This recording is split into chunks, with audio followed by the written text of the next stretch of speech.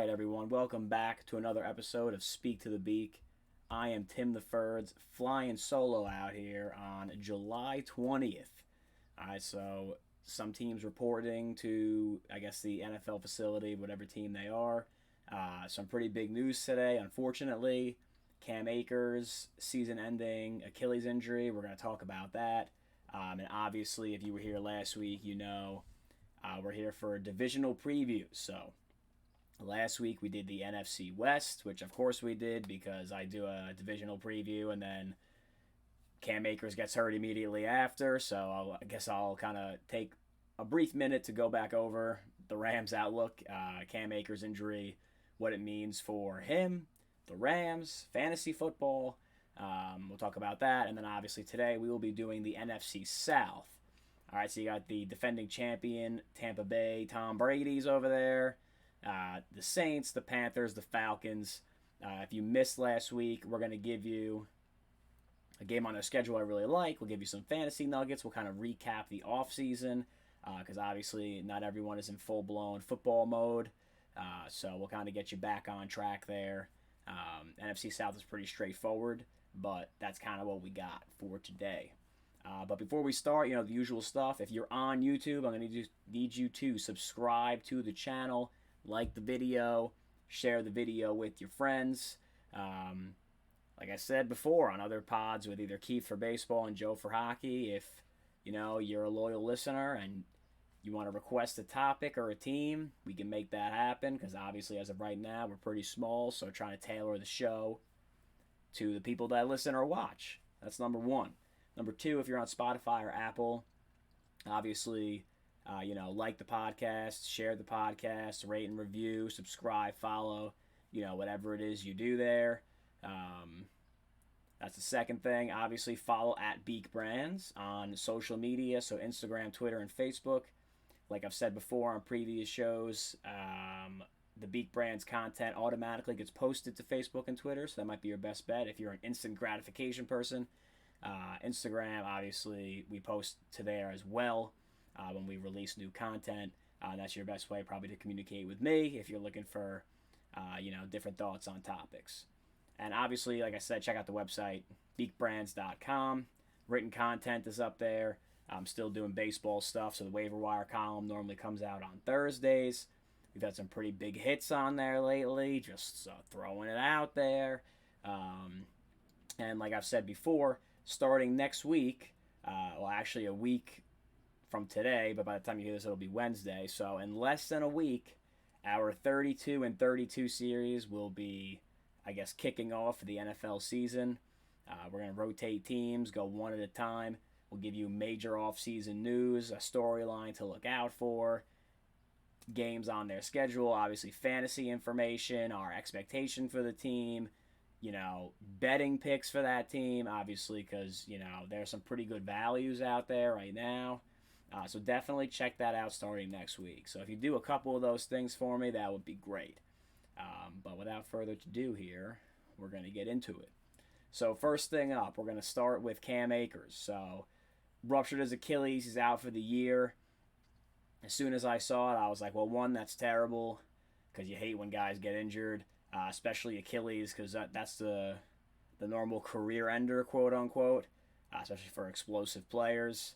A lot of people are comparing it on Twitter to Kevin Durant. Kevin Durant, not a running back, does not need to run people over. Two totally different things going on there. And Durant basically took like 2 years off, which Akers is not going to do.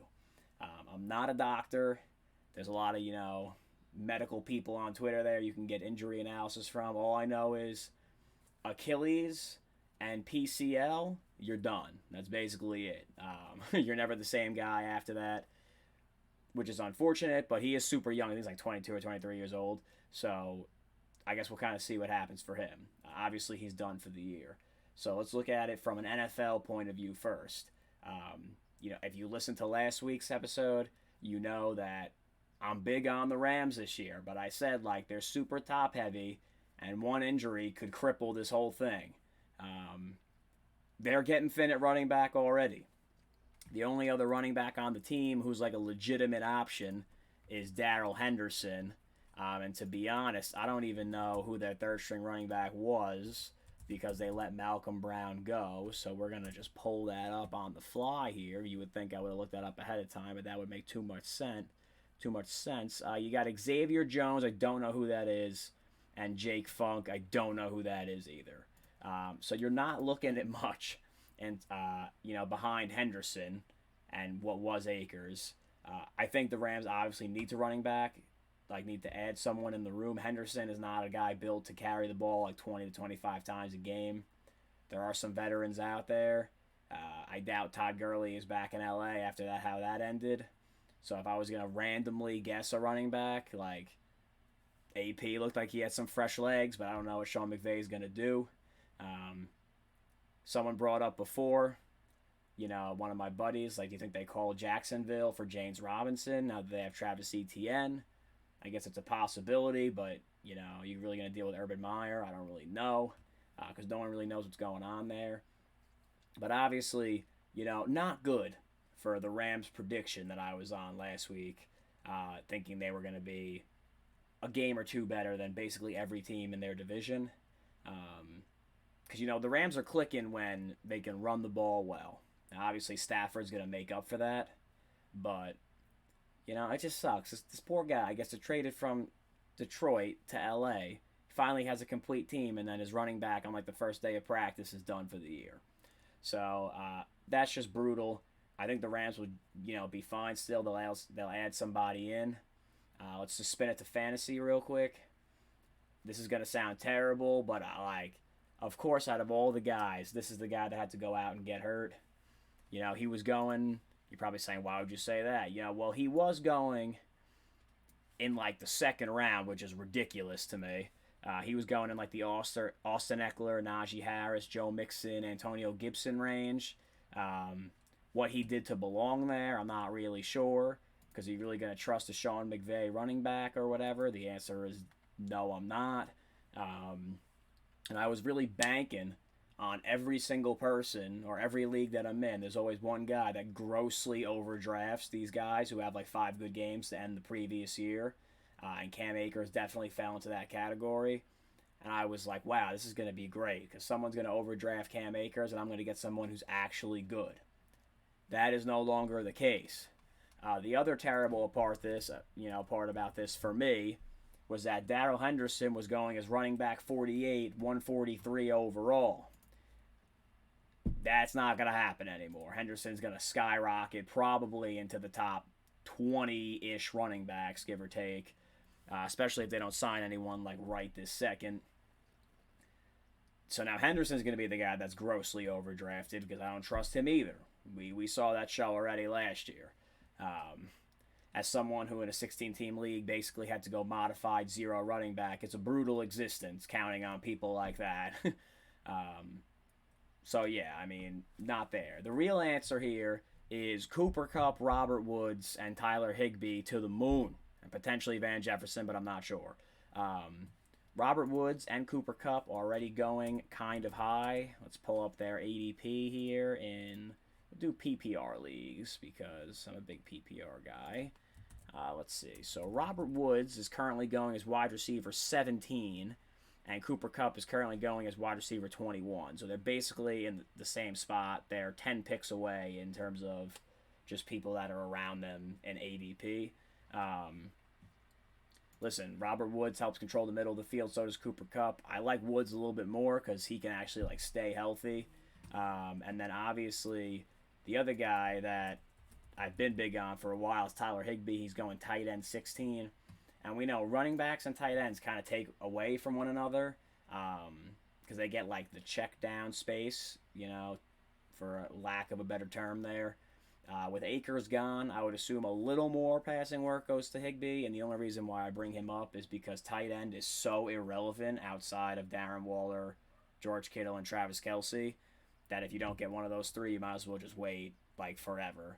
And Higbee might be a guy that you can do a little double tight end duo type of thing.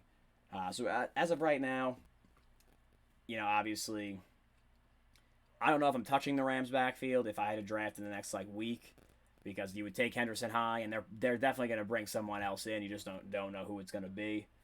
So for me, I don't love the situation, but luckily I don't have any drafts in the next week. So bless up there. But we're going to move on here to the NFC South. And like I said, to kind of start the show here, if you missed last week's episode, we got a lot of content incoming. So let's just hop right into it. Divisional preview. We're going to start off with the Carolina Panthers. Recap of last year, they were terrible. They went 5-11, and basically once McCaffrey went down, the season was over. Teddy Bridgewater was competitive for them. Like, he kept them in a lot of games, but their defense was just so bad, especially in the beginning of the season. And we expected that to happen because, if you recall, not this draft, but the previous draft, Matt Rule's first draft as the head coach of the Panthers, he spent every single pick on defense. He knew the defense was bad.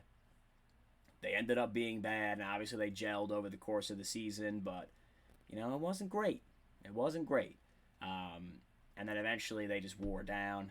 You had guys have pretty good years, though, with Robbie Anderson, DJ Moore, so that was nice to see. So let's kind of look at their offseason from this year, because obviously the Panthers did not do much last year. A couple of guys they brought in, Cam Irving and Pat Elflein on the offensive line. That's massive, because their offensive line was offensive. They were terrible.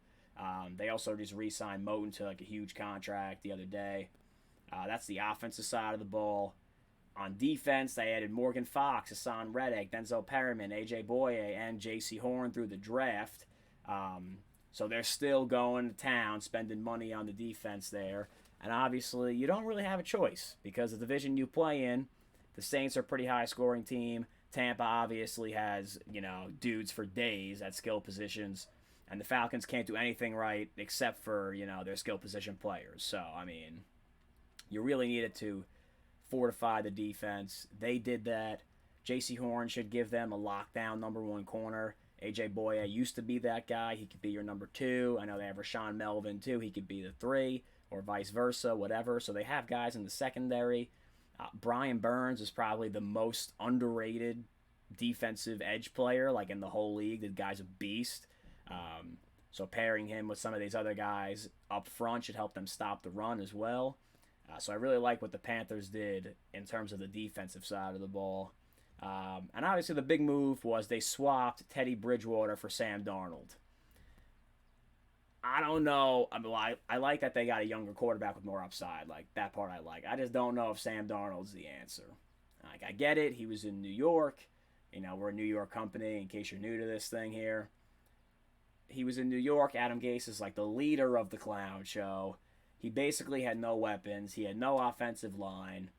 It was just a terrible experience all around, because you got to face Belichick twice a year. That's just a train wreck waiting to happen. It was just not good. It was just not good. And I just don't know, because I really like Sam Darnold coming out of the draft, and like, he flashes his potential all the time, but then he goes out here and just throws the ball directly to the other team, like hits the DB in the chest, and it's just like, dude, what are you doing? And I just don't know if that's something you can like coach out of a guy at this point, because obviously you got to think his confidence is low after what just happened with the Jets. And then you play in a division where you got to play Tampa twice a year. Their defense is incredible. Obviously, the Saints lost a lot of guys on defense, and the Falcons don't believe in defense, so he should have good games against them. But, like, is he really that much of an upgrade, like, right away? I don't really know if he is. He does have long-term potential, but I did like the move from an NFL standpoint where you go get a young quarterback, who I'm assuming Matt Rule liked. If he's terrible, you just draft a quarterback next year.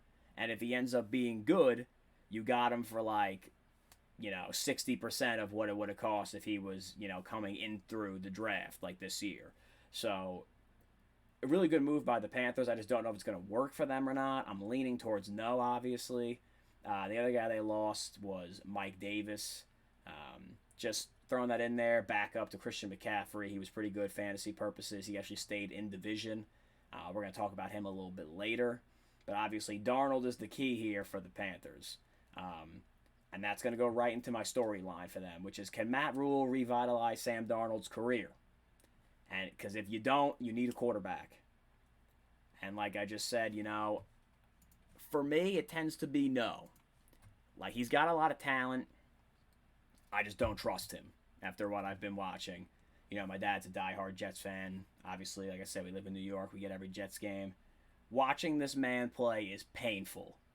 Because you have some plays where it's just like, yo, this is the guy right here. And then you have some plays where it's just like, are you even looking where you're throwing the ball?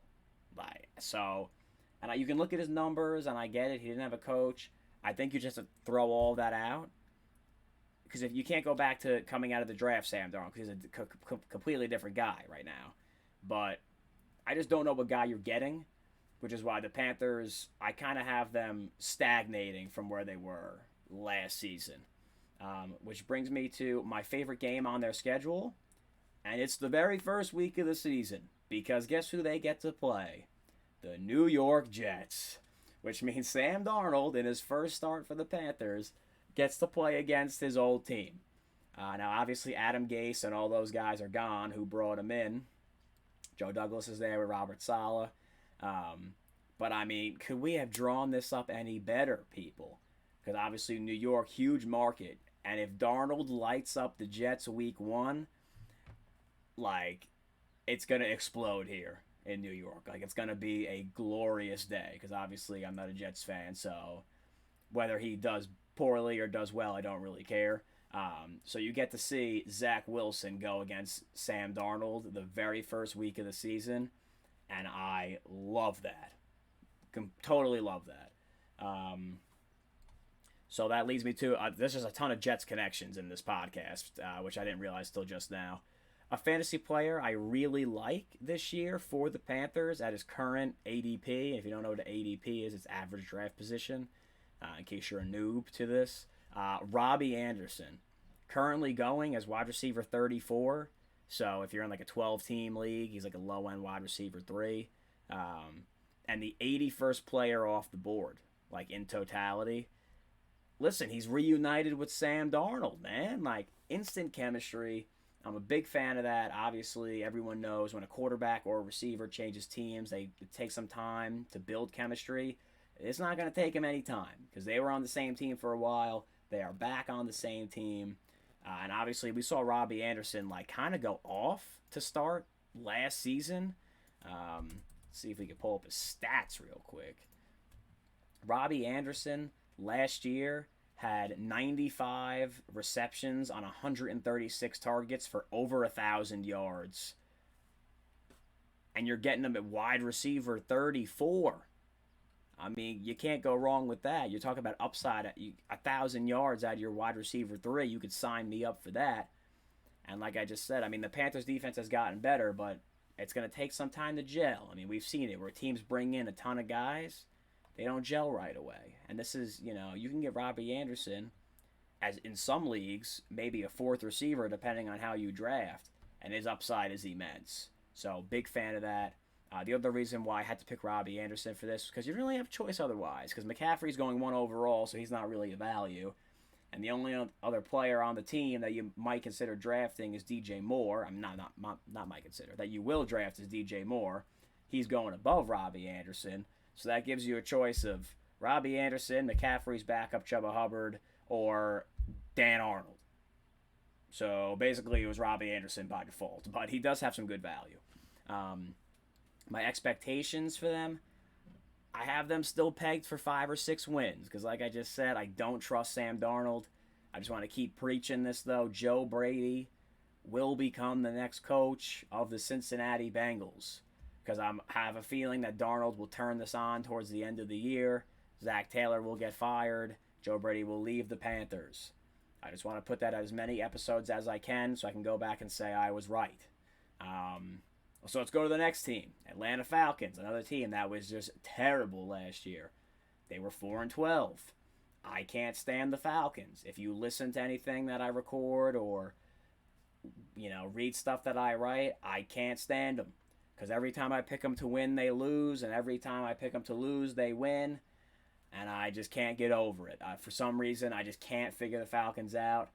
I have stopped betting on the Falcons. I don't want anything to do with the Falcons. I could tell you right now they're going to go 5-12 and they'll win 12 games. And if I tell you they're going to win 10 games, they'll win one. So I don't really know what's going on with them. But back to last season, their defense was dreadful. Dan Quinn got fired. They did not have a running game. It was tough to watch. It was almost like watching flag football. There was no defense and there was no running. We were just airing it out every play. So good for fantasy if you had a pass catcher on the Falcons. Bad for basically anything else real life wise there. So there you go. Some players that they added this offseason, my boy Darrell Patterson. Love that guy. Special teams ace. He could do a bunch of different things. Mike Davis, who I mentioned before, came over from Carolina. He's basically the only other running back on the roster, so you don't really have a choice but to give this man the ball. Is he going to hold up? I don't really know. And obviously the big one, they drafted Kyle Pitts in the top 5 of this year's draft. He's, a super, super highly rated tight end prospect. And he should fill in right for Julio Jones, who they traded to the Tennessee Titans. We're going to talk about Julio in a second. They also lost Alex Mack, their center, Ricardo Allen, and Keanu Neal. So they did have some swapping on both sides of the ball there. So let's start with Julio Jones. They traded this man for free, basically. I don't know why. I know why. He's an aging wide receiver. He kind of wanted out, more money. I get it. But, you gave him away for nothing. So I'm not really sure what's happening there. I'm on the Julio is slightly overrated train. Because I know he's never injured, but he always has a nagging injury, and he plays through it and then does nothing. So you're better off just not playing, in my opinion. But whatever, it is what it is. And he also is allergic to scoring touchdowns. He'll go 8 weeks without scoring a touchdown, then he'll have 5 in 3 games, and it's wow, he's back, and then he won't score a touchdown for another year. So I don't know. I think they got rid of him at the right time. They just didn't get enough back for him. But the main storyline this year is not really about Julio. Is Matt Ryan done, and can Arthur Smith actually coach? I don't think Matt Ryan at this point is a great quarterback. He peaked out at pretty good. He definitely has not been the same guy since Kyle Shanahan left to start coaching the 49ers. Can Arthur Smith turn him around like he did for Ryan Tannehill? I don't really know, because I don't really know if Arthur Smith can actually coach, because it's a lot easier to coach when the other team has to put 8 guys in the box to stop Derrick Henry, and you basically have one-on-one everywhere else. I don't have high hopes for the Falcons, clearly, but they should be exciting because they could score. You still got Matt Ryan. You got Calvin Ridley, who's probably going to see close to 180 targets, and I'm not, making up that number. They're going to feed this man the ball. Kyle Pitts, hopefully, does something this year. I know rookie tight ends normally take a while to kind of get going as good as they are. If they use him as, a glorified receiver, he's obviously going to have a better year this year. But if they actually, make him play tight end, I don't think he's going to be as good as people think, especially in year 1. And basically, on the offensive side of the ball, that's all they got. Their offensive line's not great. On defense, their defense is still terrible. They basically have no corners and no pass rush. So it's going to be a long year for the Falcons, unless Arthur Smith is an offensive genius. So what does that mean for my game of the year? That means my game of the year is Week 16 at Detroit. And you're probably saying, why on God's green earth would you want to watch that? And the reason is that game, as we sit here on July 20th, that game could potentially decide who gets the first pick in the NFL draft. Because you got to think, who is going to be dreadfully bad this year? The Panthers have a chance to be dreadfully bad. The Falcons. The Houston Texans, we don't know what's going on with Deshaun Watson, so we'll throw him in there. Jacksonville could still be bad despite having Lawrence. Detroit. And the Jets. Maybe the Broncos. But, okay, we'll keep it to 5 teams. So, and they're playing each other. And you know what? I probably should check to see if the Falcons are playing the Houston Texans, because that would be a game changer. Let's see. Do the Falcons play the Houston Texans? They do not, so that's a shame. But they do, like I said, they do play the Detroit Lions, and that could potentially land one of those teams the first pick in the draft if they lose the game. So definitely want to keep an eye out for that, because I love, as being a former miserable fan for like the Kansas City Chiefs before we got Pat Mahomes, when it's the players are not going to tank, but you're like, please, for the love of God, can you just let us lose every game so we could get someone who could help us win? And Jets fans know about this real well. Every time you're really close to doing that, you do something stupid and you win a game that you shouldn't. That game on the schedule right there is going to be that game for both of those teams, I think. And it's going to be a painful win for whoever wins it. So I'm really looking forward to that. A fantasy player I like at his current ADP, Mike Davis. Why am I saying Mike Davis? Well, like I just said, you basically have no options, because Calvin Ridley is going as a top 8 receiver, so you're not going to get any value there, even though he's going to be peppered with targets. Kyle Pitts is going really high for a rookie tight end, a little too high for my liking. So Mike Davis is your only option.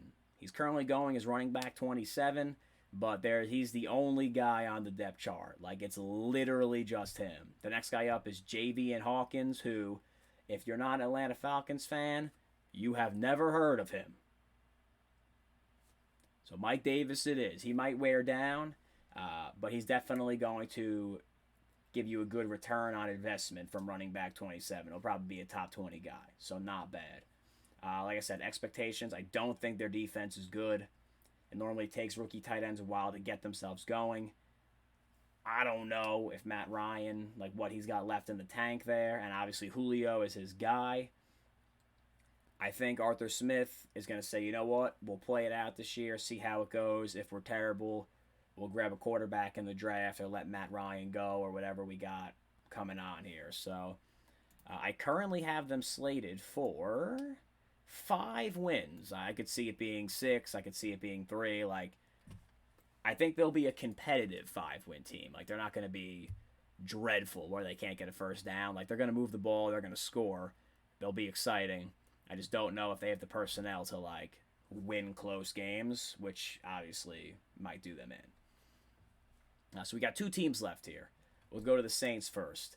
So recap of last year. They made the playoffs after winning the division again. They beat the Bears in the wild card round. Then they got bounced by Tampa. And that was the end of Drew Brees there. So they did lose some guys. Emmanuel Sanders, Jared Cook, Malcolm Brown, Alex Anzalone, Drew Brees. We're going to talk about Drew Brees in a minute. But those are some pretty big pieces. Now, obviously, Sanders and Cook were kind of complementary guys, but they're veterans. They know how to play in the tight situations in the playoffs. Malcolm Brown, big run stuffer, ended up in Jacksonville. They're hemorrhaging talent because I feel like the Saints have had cap problems for an eternity. Drew Brees is gone. They just gave Ryan Ramczyk a massive deal. I think they're letting some defensive talent go, and they're trying to retain as much offensive firepower as they can to help prop up Jameis Winston or Taysom Hill, who we'll talk about in a minute. Let's just talk about some guys they added, then we'll kind of move on here. So like I just said, they kept Ryan Ramczyk around, a really good player. The only other guy they really brought in free agency was K-Pass, Tana Passanio from the Chiefs. Basically, he's been a bust since the Chiefs took him. I believe he went to Villanova, took him the second round. He's been pretty terrible compared to where you drafted him at. I'm sure he'll play a lot for the Saints. Pass rush specialist. He is good at that, setting an edge too. But we'll shout out Tom Rupel here because obviously he is another Beak Brands writer, and he got the Saints for the 32 and 32 series. As he mentioned in their first 3 picks, they're all defensive players. So Peyton Turner, defensive end, Pete Warner, linebacker, and Paulson Adebo, corner. So I think they let some older talent kind of go out and have some new guys come in. But like I said, I just don't know how well it's going to mesh. But let's talk about Drew Brees. So obviously, franchise quarterback is gone. He's been there for basically my whole life as like a football fan, like remembering football. I mean, I'm old enough to know Drew Brees on the Chargers, but like the Drew Brees on the Saints is the much improved from what I remember of Drew Brees on the Chargers. Not gonna lie. So it's obviously big for the franchise to lose him, but now they have, a decision to make. And that's my main storyline for this season. Jameis Winston or Taysom Hill. Last year when Brees went down, it was Taysom Hill mainly who came in. I don't know if you can ride him for a full year. I think the Saints don't know, but they're like optimistic that could be the case. Obviously, Jameis Winston, we know he can play. He's just like the glorified Sam Darnold. Like he'll throw for 4,000 yards and throw 30 picks, as we've seen before. So that's my main storyline going into the season and throughout the season. Like, which one of these guys is going to, one, start for the Saints, and two, is whoever wins that battle going to be the starting quarterback next year for the Saints? I don't even think the Saints know the answer to that. It's exciting watching either one of them play because obviously with Jameis Winston, you never know what's going to happen because, I mean, he's a turnover machine. With Taysom Hill, he's kind of like a unique guy where you went from Drew Brees, who was like a short pass game, like high efficiency type thing, to like we're going to run the read option and get him out on naked boots and run quarterback power with Taysom Hill. So and he could also play tight end. So, I mean, and special teams. Like, I think Taysom Hill has more value to the Saints as a team, as just, opposed to just being the quarterback, which is why I personally think it's going to be Jameis Winston. But I'm not totally confident in that. But if I had to put money on it right now, I'd go Jameis Winston. My game of the year for them is Dallas Week 13. Why do I say that? Two teams that don't believe in defense, sign me up. You know that when I'm watching a game with two teams I don't have a rooting interest for, I like points. That's why I can't watch the Bears, because every game is like 17-13. It's exciting, but like I need you to score more than 20. These two teams will definitely do that. And listen, that might decide a playoff spot. Because if Dallas does not win their division, and it goes to Washington, for example, that game could have a potential huge tiebreaker in the wild card. So it's not just about points, but that's the main reason why I'm going to be there. So my fantasy player that is a great value at his current ADP, there's only one right answer to this question on this team. Now, I know Tom went with Adam Troutman. He's going to be the new starting tight end, quote-unquote, for the Saints. That is not the right answer. The right answer is Saints QB. And if you're not watching on YouTube, we put quotes around that. I don't know who it's going to be, but whoever it is going to be amazing. And they're basically both free. All right, so as of right now, Jameis Winston is going as quarterback 27, pick 199 overall. All right, so free. And Taysom Hill as going as quarterback 31, pick 218 overall. The guy who's getting drafted as of this right before him is Todd Gurley, who is not on an NFL roster. Okay, that's what we're doing here. We're taking someone who's not on an NFL team before a potential starting quarterback for a high-powered offense. Now, obviously, it's tough because you don't know who it's going to be. But if you're drafting early, like I have some drafts early, just not this week, Saints QB is the way to go. Because if you get Jameis Winston, you know you're getting 4,500 yards and 30 touchdowns. Now, you might also get 20 picks, but you're going to get a ton of yards and touchdowns. You get Taysom Hill, you're obviously not going to get the passing volume, but he's going to run for a ton of yardage, and obviously that's more valuable for a quarterback. So that's my fantasy player you want, is just Saints QB, quote-unquote. And my final expectation for the Saints, I have them still being good, because I'm not going to count out a Sean Payton team. I have them barely missing the playoffs. Obviously, that could flip on a game or two. I think I have them winning 10 games. We could double-check here, because obviously I pick every single game on the schedule. Yeah, I have them going 10-7. So I have them just missing the playoffs. I mean, I guess it would come down to tie breaks. I have Minnesota getting the last spot as of right now. Things can change, but the Saints are right there. So let's go to the last team. They should be quick. Tampa Bay Buccaneers. Recap of last year. They won the Super Bowl. It was a terrible experience for me. I hated every second of it, but they won. Who did they lose from last year? Not a soul. These guys literally went out here and kept every starting player from both sides of the ball from last season to this season, which is incredible. I just got to say, the Tom Brady effect is real. This man takes a pay cut. Every single dude on the team is out here taking a pay cut so they can keep everyone around. Obviously, I respect the hell out of that because winning is the most important thing. You know, good for them. Who did they add? Well, with that being said, they couldn't really add anyone because they just re-signed their whole roster. One guy to keep a potential eye on, I guess, would be Giovanni Bernard. Came over from Cincinnati. Really good pass-catching back. You know, Leonard Fournette there. Lombardi Lenny.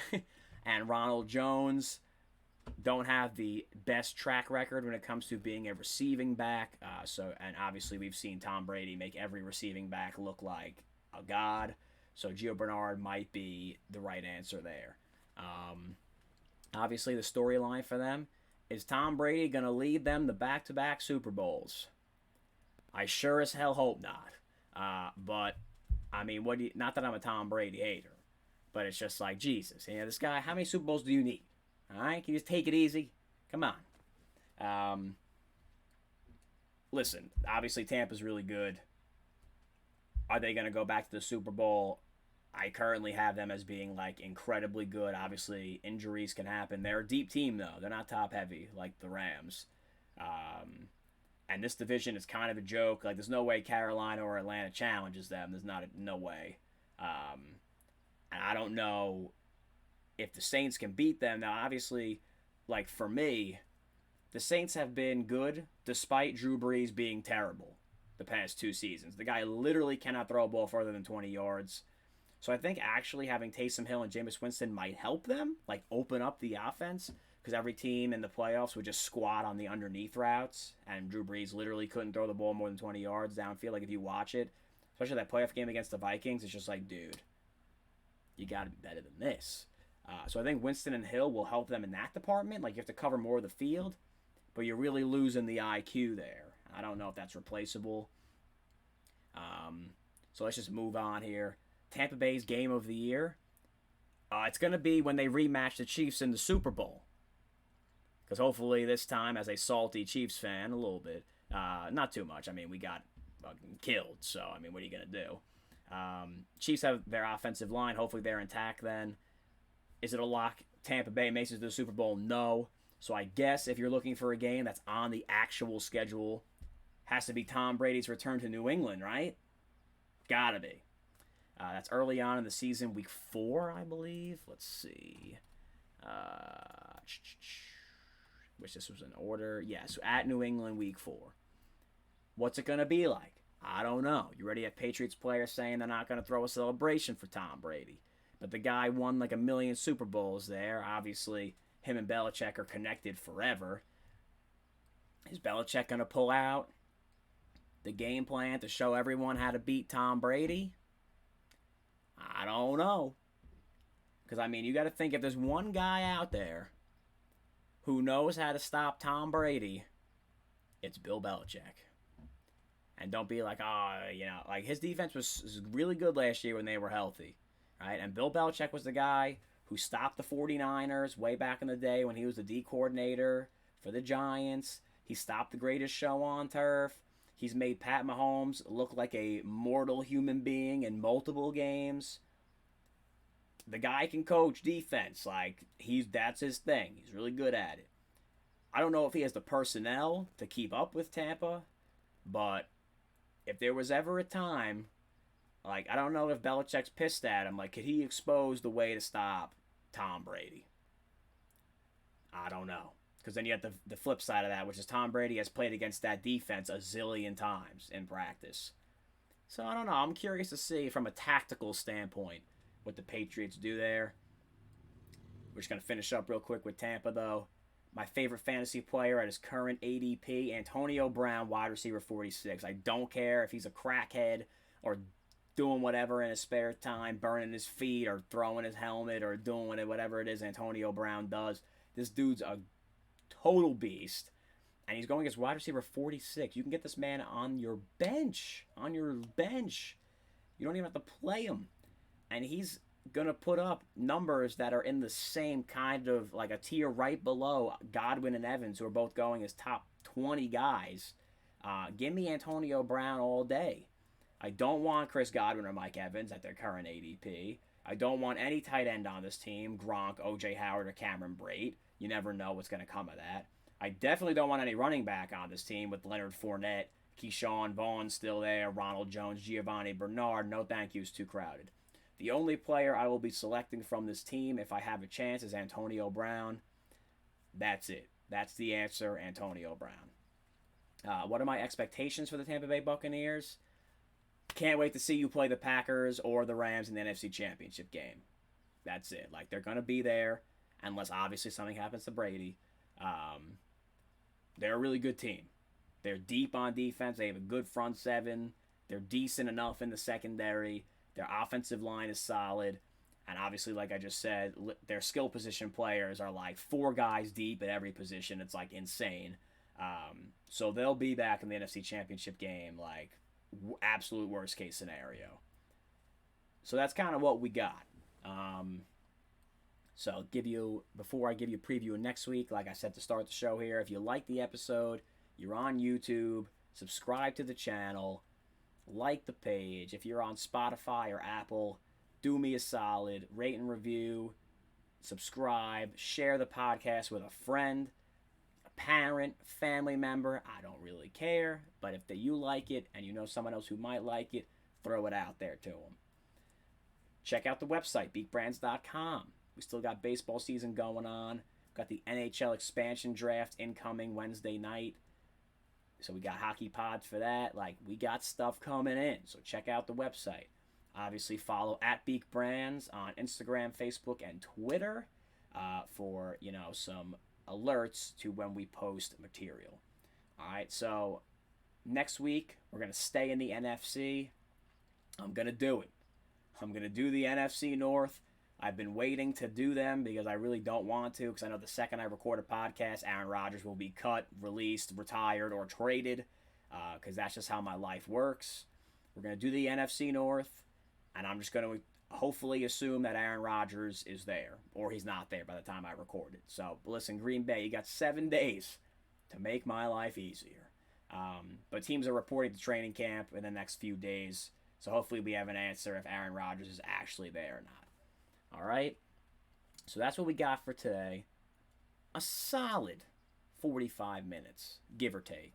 So that's kind of what we got. I will see you next week, or you'll see me, rather, I guess, if you're on YouTube there. And that's basically it. So, I'll talk to you next week, and we're out of here.